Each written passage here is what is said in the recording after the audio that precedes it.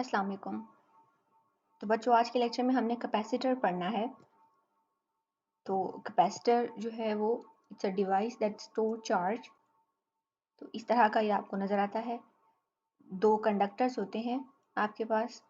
ये कंडक्टर्स जो हैं वो पैरेलल प्लेट हो सकती हैं, किसी और शेप में भी हो सकते हैं। अगर ये पैरेलल प्लेट हों तो हम इनको पैरेलल प्लेट कैपेसिटर कहते हैं। तो इस तरह दो कंडक्टर्स जो है वो कुछ डिस्टेंस पर आपस में डी डिस्टेंस पे पड़े हुए हैं, और इनके दरमियान जो है वो या तो एयर हो सकती है और या फिर वैक्यूम, और या फिर ये हो सकता है कि इनके दरमियान कोई और मटेरियल हो, और यूजुअली वो इंसुलेटर होता है। तो ऐसे मटेरियल को हम फिर डाइइलेक्ट्रिक कहते हैं। ठीक है, डाइइलेक्ट्रिक क्यों कहते हैं ये भी हम आगे जाके देखेंगे एक टॉपिक में। तो इस तरह हमारा जो डिवाइस है वो बेसिकली दो प्लेट्स हैं, ठीक है, और वो दोनों कंडक्टर्स हैं खुद, और उनके दरमियान जो है वो डिस्टेंस है, ठीक है, और डिस्टेंस डी जो है वो उनके दरमियान है, और उनके दरमियान आप या तो एयर रखते हैं या वैक्यूम या फिर कोई और मटेरियल जो कि इंसुलेटर होता है, और डाई इलेक्ट्रिक कहते हैं उसको। अब ये तो प्लेट्स हैं, जैसे इन्होंने लिखा है कि कोई भी और फॉर्म में भी हो सकता है। तो अगर ये प्लेट्स की फॉर्म में हो, दो पैरेलल प्लेट्स की फॉर्म में, तो हम इसको जो है वो पैरेलल प्लेट कैपेसिटर कहते हैं। ये देखिए, ये इस तरह के होते हैं, यानी आपने बड़े भी होते हैं और छोटे भी। आपने अक्सर इनको इस तरह के जो कैपेसिटर्स हैं छोटे, इनको आपने अगर कैलकुलेटर तोड़ा हो आपने कभी, तो उसका जो अंदर बोर्ड होता है उसके ऊपर आपने लगे हुए देखा होगा। इसके अलावा कंप्यूटर के जो होते हैं अंदर से उसके मदर बोर्ड्स वगैरह, और सारे जो इंटीग्रेटेड बोर्ड्स जिनको हम कहते हैं, इंटीग्रेटेड सर्किट्स कहते हैं, उनमें भी इस तरह के छोटे कैपेसिटर्स भी लगे होते हैं, इस तरह के भी लगे होते हैं ब्लू से। तो ये बाहर से इस तरह के नज़र आते हैं। और अगर वो आप लंबे वाले कैपेसिटर्स को देखें बीच में से, तो वो इस तरह का नज़र आएगा, यानी उसकी जो है वो ये एक आपका कंडक्टर है, ये वाला दूसरा कंडक्टर है ब्लू सा, और बीच में ये आपके इंसुलेटर लगा हुआ है डाइलेक्ट्रिक। तो ये दोनों जो फॉइल्स हैं वो इस तरह इस सारे स्ट्रक्चर पर उन्होंने रोल की हुई हैं। तो फिर ये जो दोनों प्लेट्स हैं हमारी, ये चार्ज को स्टोर करती हैं। और भी शेप्स होती हैं इसकी, यानी ये आप उसको कह सकते हैं कि पैरेलल प्लेट है, बट दी मतलब ये एग्जैक्टली ऐसा नहीं है कि दो पैरेलल प्लेट्स जो है वो यहाँ पर उनको बेसिकली रोल किया हुआ है हमने। और इससे इससे ये होगा कि आपने जितना ज़्यादा आपका वो प्लेट्स का एरिया होगा उतना ही ज़्यादा इनके ऊपर चार्ज स्टोर होगा। तो अब जब हम इन पैरेलल प्लेट्स को के अक्रॉस जो है वो पोटेंशियल डिफरेंस अप्लाई करते हैं V, तो ये पोटेंशियल डिफरेंस जो है ये यहाँ पर बैटरी की पॉजिटिव साइड जो है वो आप एक प्लेट से लगा देते हैं, नेगेटिव साइड दूसरी प्लेट से लगा देते हैं। तो ये जो बैटरी है वो डिपॉजिट करती है चार्ज इन प्लेट्स पे। तो लेट्स से वो पॉजिटिव Q चार्ज जो है वो इस प्लेट पे डिपॉजिट करती है, और इक्वल अमाउंट ऑफ चार्ज लेकिन नेगेटिव वाला इस प्लेट पे जो है वो डिपॉजिट करती है। तो क्या होता है कि इन दो प्लेट्स के दरमियान चूंकि इस पे पॉजिटिव चार्ज आ गया, इस पे नेगेटिव चार्ज आ गया, और इनके दरमियान डिस्टेंस d है। जब भी ऐसा हो कि एक जगह पर पॉजिटिव चार्ज की जाती है, दूसरी जगह पर नेगेटिव चार्ज की जाती है, और वो दोनों चार्जेस जो हैं वो कुछ डिस्टेंस पे पड़े हुए हैं, तो यहाँ पे भी एक पोटेंशियल डिफरेंस जो है वो डेवलप हो जाता है। ठीक हो गया। तो अब देखो कि यहाँ पर ये होगा कि इन प्लेट्स पे उतना ही चार्ज ज़्यादा होगा जितना कि यहाँ जो पोटेंशियल है वो ज़्यादा है। इसका मतलब है कि चार्ज बैटरी की जो पावर है जो है, मतलब जितना ज़्यादा बैटरी जो है वो हाई वोल्टेज की होगी उतना ही चार्ज डिपॉजिट होगा। या इन अदर वर्ड्स आप ये कह सकते हो कि जितना ज़्यादा जो है वो चार्ज डिपॉजिट हो रहा है वो बेसिकली वोल्टेज पे डिपेंड कर रहा है। इन अदर वर्ड्स जो चार्ज है वो डायरेक्टली प्रोपोर्शनल है वोल्टेज के। लेकिन यहाँ पर ऐसा नहीं है कि चूँकि ये मतलब लेट्स से छोटी प्लेट्स हैं, तो ऐसा नहीं है कि आप बैटरी की पावर बढ़ा के, बैटरी का वोल्टेज जो है उसको बढ़ा के कोई भी अमाउंट ऑफ चार्ज जो है वो यहाँ डिपॉजिट कर सकते हो। ऐसा नहीं है। ऐसा क्यों नहीं है? क्योंकि ये जो हमारे दोनों कैपेसिटर्स प्लेट्स हैं इनकी एक एक जो है वो स्टोरेज कैपेसिटी है, और उस कैपेसिटी को हम यहाँ से अब देखिए कि Q इज इक्वल टू, फिर हमने ये जो प्रोपोर्शनलिटी साइन है ख़त्म किया तो यहाँ पर आ गया एक कांस्टेंट जिसको हम प्रोपोर्शनलिटी कांस्टेंट कहते हैं, और ये है कैपेसिटेंस। तो ये कैपेसिटेंस जो है वो इन प्लेट्स की एबिलिटी है that how much they can store charge. ठीक हो गया। तो यानी ये और फिर जाहिर है ये किस पे डिपेंड करेगी कि ये प्लेट्स कितनी बड़ी हैं, यानी या ये एक तो डिपेंड करेगा कि ये प्लेट्स जो हैं वो उनकी ज्योमेट्री क्या है, ठीक है, और दूसरा ये डिपेंड करेगी कि इन दोनों प्लेट्स के दरमियान जो मीडियम है, यानी क्या वो एयर है या वो वैक्यूम है या वो डाइलेक्ट्रिक है, तो एक तो उस पर डिपेंड करेगा, तो मीडियम पे डिपेंड करेगी। सो हम कैपेसिटेंस की बात कर रहे हैं। कैपेसिटेंस क्या है, प्रोपोर्शनलिटी कांस्टेंट है Q और V का। Q is the charge, V is the potential difference, greater the potential difference greater the charge deposit on the plates, but when you remove this proportionality आपके पास एक constant आता है, इसको constant को हम जो है वो कैपेसिटेंस कहते हैं, और कैपेसिटेंस C जो है वो Q डिवाइडेड बाय V हो जाएगा, और ये कैपेसिटेंस जो है it is the ability of the capacitor to store charge. ठीक है, ability of given plates of capacitor. Given plates क्यों, क्योंकि अगर आप प्लेट्स चेंज करोगे तो क्या होगा कि कैपेसिटेंस भी चेंज हो जाएगी, और कैपेसिटेंस डिपेंड किस पे कर रही है, एक तो डिपेंड कर रही है ज्योमेट्री पर और दूसरा डिपेंड कर रही है मीडियम पर। ज्योमेट्री से क्या मतलब, इससे मतलब कि प्लेट जो है वो कितनी बड़ी हैं, यानी कि क्या प्लेट्स जो हैं वो इस तरह इस शेप की हैं, क्या वो गोल हैं, और उनका एरिया क्या है, ठीक है, एरिया, और फिर उनके दरमियान प्लेट्स का जो डिस्टेंस है। सो एक तो प्लेट के एरिया पे, दूसरा प्लेट के डिस्टेंस पे डिपेंड कर रही हैं, कितनी वो दूर रखी हुई हैं। तो ये दो चीज़ें हैं, और फिर हम इसको डिफाइन कैसे करते हैं, तो यहाँ पर हमने इसको डिफाइन भी किया हुआ है। It is the it is a measure of ability of a capacitor to store charge, or the capacitance of a capacitor can be defined as, तो यहाँ से आपने इसको हाईलाइट कर लेना है, as the amount of charge on one plate necessary to raise the potential of that plate by 1 volt with respect to the other plate। अगर आप देखो तो ये अगर इस फॉर्मूला को हम यूँ लिखते हैं, C is equal to Q और डिवाइडेड बाय वोल्टेज को हम 1 कर दें तो ये नीचे मैं 1 वोल्ट लिख दूंगी, तो इज इक्वल टू Q आ जाएगा। सो यानी ये कि C जो है वो अमाउंट ऑफ चार्ज है, ठीक है, जो कि अगर आपका जो बैटरी है उसका पोटेंशियल डिफरेंस 1 वोल्ट हो, तो वो अमाउंट ऑफ चार्ज जो है वो बैटरी जो है वो जो प्लेट पे एक प्लेट पे डिपॉजिट करेगी, C वो है। बात समझ आ रही है, the amount of charge on one plate, ठीक है, किसी भी एक प्लेट के ऊपर जो अमाउंट ऑफ चार्ज डिपॉजिट हो रहा है, to raise the potential of that plate by 1 volt. अच्छा ऐसा है कि मतलब ये जो प्लेट है उसका हमने पोटेंशियल जो है वो राइज करना, जैसे मैंने आपको बताया कि जब बैटरी जो है वो यहाँ पे चार्ज डिपॉजिट करेगी तो ये पॉजिटिवली चार्ज हो जाएगी, ये नेगेटिवली चार्ज हो जाएगी, तो क्या होगा कि दोनों चार्जेस जो है वो सेपरेट बाय डिस्टेंस डी हैं, तो यहाँ पे पोटेंशियल डिफरेंस डेवलप होगा। तो यहाँ पर क्या होगा कि हमें अगर अगर ऐसा मतलब वो अमाउंट ऑफ चार्ज, यानी वो amount of charge, the amount of charge that battery deposit on one plate that develops a potential difference of 1 volt between the plates, ठीक है, यानी अगर पोटेंशियल डिफरेंस 1 वोल्ट का इन दो प्लेट्स के दरमियान जो है वो डेवलप हो जाता है, तो वो अमाउंट ऑफ चार्ज जिसकी वजह से 1 वोल्ट का पोटेंशियल डिफरेंस डेवलप हुआ, वो अमाउंट ऑफ चार्ज जो है वो क्या कहलाएगी, कैपेसिटेंस ऑफ द कैपेसिटर। ठीक हो गया। द ऐसा unit of the capacitance is क्या हो जाएगा, देखिए ऐसा यूनिट क्या हो जाएगा, कूलम पर वोल्ट। ठीक है, कूलम पर वोल्ट को हम फैरेड भी कहते हैं। ठीक है, तो ये फैरेड जो है वो कैपेसिटेंस का यूनिट हो गया, और फैरेड को एफ कैपिटल एफ से, क्योंकि साइंटिस्ट के नेम से है तो इसको हम कैपिटल एफ से रिप्रेजेंट करते हैं, लिखते हैं। और यहाँ पर फैरेड की डेफिनेशन भी हुई है उन्होंने आपको, तो इसको यहाँ पे लिख लेते हैं। So 1 farad is equal to, इधर से अगर आप देखें तो this will be equal to 1 coulomb divided by 1 volt. So ये कह रहा है कि अगर हमारी कैपेसिटेंस जो है वो 1 फैरेड होगी, if 1 coulomb charge is deposited on the plate that produces a potential difference of 1 volt between them।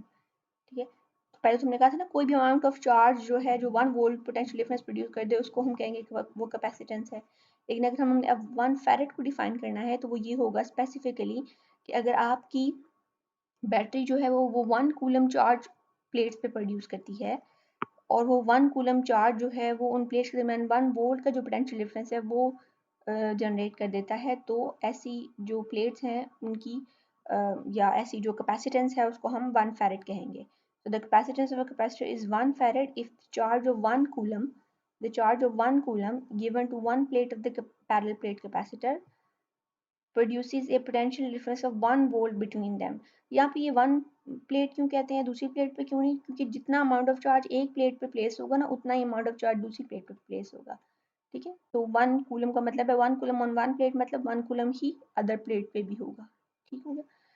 इसी तरह ये आपको कुछ उसके स्मॉलर यूनिट्स लिखे हुए हैं। 1 माइक्रोफैरड होता है यूजुअली। आप 1 फैरड में कम आपके न्यूमेरिकल में भी आप देखेंगे कि यूजुअली आपको जो कैपेसिटेंस है वो माइक्रोफैरड में दी होगी, पिकोफैरड में दी होगी। तो microfarad 10 to the power -6 farad और picofarad 10 to the power -12 farad. तो ये उसके स्मॉलर यूनिट्स हैं। तो अब हम स्टार्ट करने लगे हैं capacitance of a parallel plate capacitor. ये हम देखेंगे कि अगर हमारे पास पैरेलल प्लेट कैपेसिटर है तो उसकी जो कैपेसिटेंस है उसको हम यानी क्वांटिटेटिवली देखेंगे कि वो क्या जो है उसका फार्मूला क्या आता है। Consider a parallel plate capacitor consisting of 2 parallel plates, और ये है कि उन पैरेलल प्लेट्स का एरिया जो है वो A है। ठीक हो गया। और they are separated by distance D, और उनके दरमियान जो है वो डिस्टेंस D इतना स्मॉल है कि जो इलेक्ट्रिक फील्ड है प्लेट्स के दरमियान वो यूनिफॉर्म है। तो उसका मतलब ये है कि आपने ऊपर पढ़ा था कि अगर इस तरह दो पैरेलल प्लेट्स हों और इस पर पॉजिटिव चार्ज हो, इसी तरह कैपेसिटर भी होता है, और इस पे नेगेटिव चार्ज हो तो इनके दरमियान जो इलेक्ट्रिक फील्ड होती है वो यूनिफॉर्म होती है इस तरह। और यहाँ से भी ये होता है कि इलेक्ट्रिक फील्ड यहाँ से यूनिफॉर्म नहीं होती और वो यूं कर्व हो रही होती हैं उसकी लाइंस। तो ये कह रहा है कि इनके दरमियान का जो डिस्टेंस है, डिस्टेंस D, ये दो जो पैरेलल प्लेट्स हैं आपकी, वो इतना हम स्मॉल रखते हैं, इतना स्मॉल रखेंगे कि जो इलेक्ट्रिक फील्ड है वो साइड्स पर कर्व नहीं होगी और बिल्कुल वो सारी इलेक्ट्रिक फील्ड जो है वो दो पैरेलल प्लेट्स के बीच में ही कन्फाइंड होगी, और ये कि वो यूनिफॉर्म होगी। ठीक हो गया। तो ये हमारी अजम्पशन है कि हम डिस्टेंस जो है उसको बहुत ज़्यादा स्मॉल ले रहे हैं। तो अभी हम ये सपोज कर रहे हैं, तो यहाँ पे ये फिगर इन्होंने दी हुई है। इस तरह। तो ये देखिए यहाँ पर इन्होंने ये भी बताया हुआ है कि जो प्लेट्स हैं उनके दरमियान इलेक्ट्रिक फील्ड जो है वो अगर आप उसको विजुअलाइज करें तो वो इस तरह की दिखेगी। तो ये हमारा जो है वो पैरेलल प्लेट कैपेसिटर है, और यहाँ पे अभी हमने इसके दरमियान जो है वो कुछ भी नहीं रखा, यानी एयर या वैक्यूम आप इसको इसके दरमियान जो है कंसिडर कर सकते हैं। हमने कोई मीडियम प्लेस नहीं किया। हम देखना चाह रहे हैं कि इस केस में जो हमारी कैपेसिटेंस है पैरेलल प्लेट की वो क्या होगी। पहले हमने जो है वो एयर और वैक्यूम रखा है, तो हम फिर क्या करेंगे, हमारा जो फार्मूला था C is equal to Q divided by V, उसमें हम लिख देंगे कि C वैक्यूम। इसका सबस्क्रिप्ट में हम वैक्यूम लिख देंगे। इसका मतलब ये कि हमने अभी जो है वो कोई भी मीडियम जो है वो प्लेस नहीं किया पैरेलल प्लेट्स के दरमियान।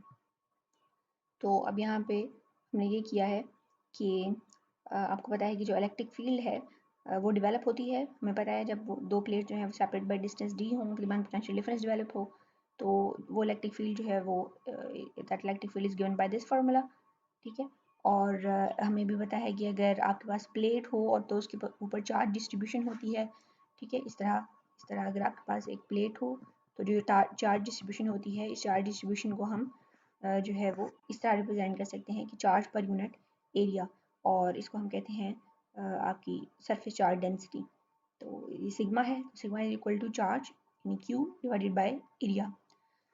और हमने जब पैरेलल प्लेट कैपेसिटर की जो है वो इलेक्ट्रिक इंटेंसिटी फाइंड आउट की थी, तो उसकी वैल्यू हमारे पास आई थी ये वाली, E is equal to sigma divided by epsilon not.